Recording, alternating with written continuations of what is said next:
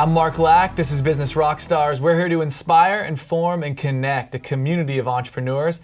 Joining us right now is my friend Howard Lim. He's the president and founder of How Creative. It's a pleasure to have you on the show, brother. It's great to be here. Thank you. So tell us about your company. What do you guys do? Well, what we ultimately do is we design companies. So we create a new category, which is really truly a blend between business development, branding, and marketing. But the emphasis is on branding. So some people say that it's more important to not focus when you're building your company on the brand, but to focus on other things like product quality, customer feedback, building a team, sales and marketing. But I know you have a different perspective. You think that the first and most important thing for a company is their brand. Do you think a company should start focusing on their brand right out the gate?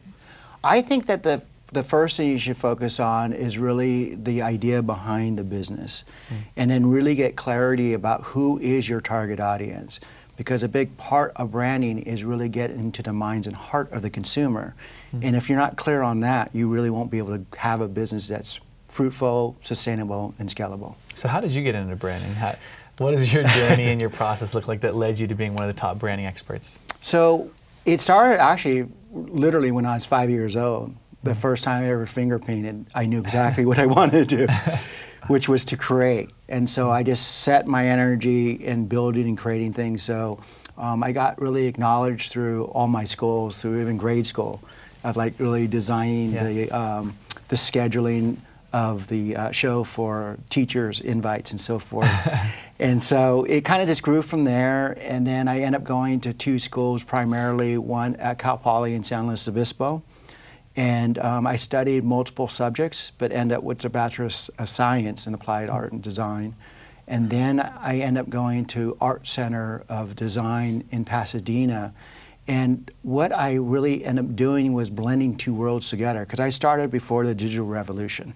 So everything at Cal Poly was done by hand. You strip film, you set type, but it gave you a strong foundation on strong principles and fundamentals of what really made great communication pieces.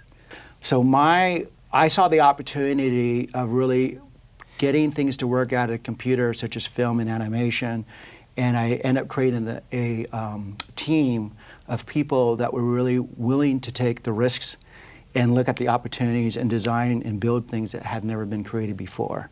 So you always knew you wanted to be a creator, but did you always know you wanted to be an entrepreneur? The time I realized, and I didn't have entrepreneurship in a sense in my mind, my that mindset, specific word. yeah, that specific word, is when I would do a lot of drawings, unique drawings in my grade school, and I remember the students would want to give me their lunch money for my drawings. I didn't want to sell them, but they said, I really want to buy your drawing, and really, for 10 cents or a quarter, or whatever it may be. You were balling back then. So I use that money to buy more ice cream and stuff like that during lunchtime. So that's kind of how it evolved. I just realized that there was some value there that people wanted, and I was really shy. So, but after a while, I started opening up, and things started to evolve. And then the time I ended up finishing up on all my education, yes, I was very clear I really wanted to be an entrepreneur. How did you ultimately overcome being introverted, being shy and nervous and not wanting to meet people and put yourself out there on, let alone stage or camera? How did you overcome that? So what opened me up was what they call getting on a mat.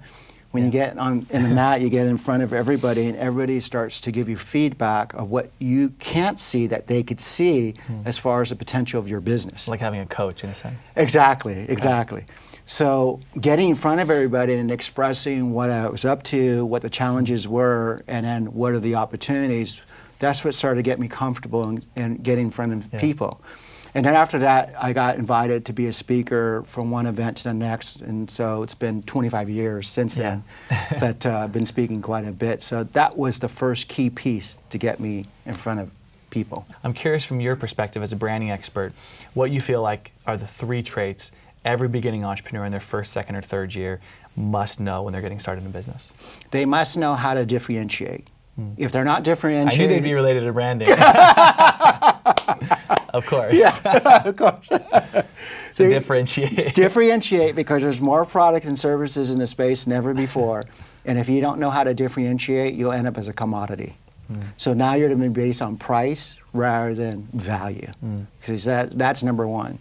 Number two is to get clarity of your vision of what is the potential behind your idea. A lot of companies, if they don't look at the potential, they're only really making maybe 1/100th of what's potentially possible for themselves as really a strong business model. So by looking at the vision, they get a better, you could say, a bigger concept of what's possible. Those two. Yeah, and then a 3, in my opinion, is really having a very clear core message. If your core message is not clear, then you're not going to be able to attract who you ultimately want as your customer, and then you're really taking a lot more time, and it's costing you a lot more to acquire a customer. Yeah. Well, I want to focus on the first one and the, Sure. and the last one there. First one being differentiate. Just kind of simple in a nutshell, because I know these can be week-long seminars, right? Right. You teach this stuff for a living. How can somebody differentiate themselves? The first thing is to look at the companies that you feel are in your space and do a heck of a lot of research. Most companies, they don't do enough researching. And now we got the World Wide Web at your fingertip, right? So you have no excuse but to look at who's in your space and to really dissect 3 things. What are their core advantages? What are really their strengths and advantages that they have a stronghold on their consumer's perspective? Most companies, they look from a one-way street, they look at what they're creating, but you want to look from the consumer's perspective, what has them be part of that culture, what has them be bonded and build that trust, okay? Then you want to look at the weaknesses, what are the opportunities, and look at what is it that they're not doing that you could possibly do and do it better. The third, and I think the most critical, is what are they doing uniquely, okay? So every company, they're usually doing like 1 or 2 things, maybe 3, that is extremely unique. That's when you could start to look at differentiation. So Sometimes they don't even know what that thing is. right, that's true, exactly. They haven't don't- put that into their marketing or their core story. Exactly, and that's where a lot of companies lack. They don't know what their DNA is, is what truly makes them unique. You're That's exactly where you right. come in and you help them find that unique thing. Exactly, Put that's that where I into the get, branding and the story. exactly. Tear it apart and then rebuild from a stronger positioning. So, to the core story aspect, how does somebody find that core message and that core story? We go through a very particular process when we find out the back end story of what truly makes them authentic. And so there are core components that figure out what is that authenticity behind that company's story. So then you could actually build a culture and bond with more people. And that is definitely your vision, okay? Your philosophy, the values that you are creating, okay? Those are the things that I say that build your universe, and then you fill it with the content. So it's the context first is what kind of universe you want to build from. I want to shift gears here because I'm curious. We'd like to throw some curveball questions out there. If you could have a superpower, what would it be? My superpower, what would it be or what is it? What would it be? What would it be? It would be making the biggest difference for humanity in the shortest period of time for the greater good. Is that like the Miss America speech, or is that that's the power that you want? That would be the power. It would be like a teleportation or something. That it would really be like how we could increase the lifestyle for everyone. So everyone wins. Everyone becomes a winner, and everybody has a place of peace of mind and a lifestyle that they truly love. They truly love. Yeah, I love that. That's powerful stuff. So what is your actual superpower? Because you were like, the one that I want or the one that I have. So what is the one that you have? Being a whole brain thinker. What is that? So basically, I'm able to analyze a situation, look at the structure as much as I am to equate it to how this is going to be applicable towards the aesthetics or to the emotional aspect of a business. So on that note, is there a framework that a company should follow? I know you have like this crazy thousand metric diagnostic to come up with the colors and all the different little things for a brand. So there's 3 components to branding. We could break this up further, but there's the strategy, then there's the implementation, and then there's the management of the brand, okay? So an area of strategy is to always look at how you could be a disruptor, and from the standpoint of what would yield the most value for everybody that's working for or around the company, which I call really ultimately as known as the different stakeholders. That's number 1 when it comes to strategy, okay? Number 2 is when it comes to building the identity is consistency. Keep using the same fonts, whether you use it for print material, for your website, whatever it may be, keep consistent with the fonts, the colors, the tone, and also your tone of the copy as well.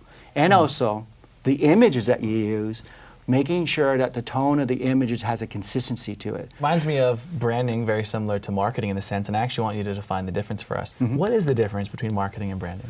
So the way I define it is branding is all about your positioning and differentiation. What is the DNA that you really want to leverage from? And then once you're clear on that in its communication and what really makes you different, and then it's about marketing that identity. So then you market it through the different channels, you market it to who specifically has you, who you define as your target market. And of course you could have multiple target markets. What's some of the best advice you have for the entrepreneur out there? We have so many aspiring entrepreneurs who are still in their 9 to 5, trying to figure out the right time to cut the cord and jump all in. And then we got those beginning entrepreneurs, first and second and third years out there. What's like one of the best aha moments you've had as an entrepreneur that would benefit them? Team. Team. Your strength of your company is going to be, unfortunately, your weakest link. And if you have a lot of weak links, it's going to make it very difficult and very challenging to really be sustainable or even get off the starting blocks. So I would say there's a couple of things. So definitely team, definitely capital. It's extremely important. And what type of capitals? You know, you have bridge capital and you got VC, capital and so forth and so on, institutional capital, the list goes on. It's understanding. So a lot of it is really getting educated of the areas that really are going to help you become an entrepreneur. So we got finances, you got your model, you got branding, you got your marketing, you got your design, you even got your legal side when it comes to making sure you could patent or trademark what you're creating is actually trademarkable, patentable.